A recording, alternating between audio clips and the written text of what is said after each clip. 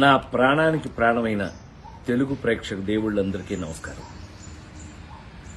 మొన్న Robin Hood pre release ఈవెంట్లో అనుకోకుండా డేవిడ్ వార్నర్ మీద నా నోట్లోంచి ఒక మాట దొర్లింది.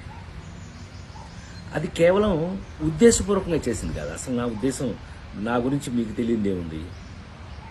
ఆ ఫంక్షన్కి వచ్చే ముందు మేమందరం కలిసి ఉన్నాం.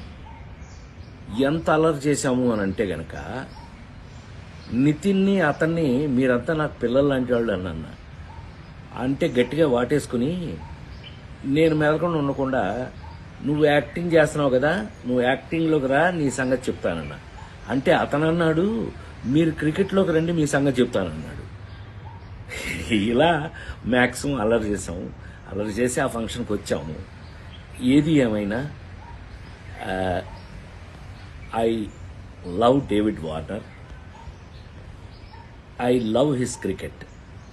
David Warner love our films, love our acting.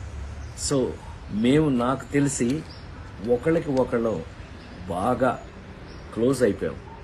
ఏది ఏమైనా ఈ జరిగిన సంఘటన మిమ్మల్ని ఏదైనా మనసు బాధ పెట్టినట్టయితే, ఎవరినైనా తెలియకుండా, నేను నిజంగా ఉద్దేశపూర్వకంగా అన్నది కాదు కాబట్టి, అయినా కూడా ఐ ఫీల్ వెరీ సారీ.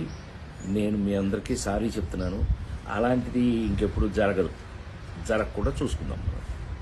కానీ 28వ తారీఖున రాబిన్హుడ్ సినిమా మాత్రం తప్పకుండా చూడండి, మా అందరి కోసం.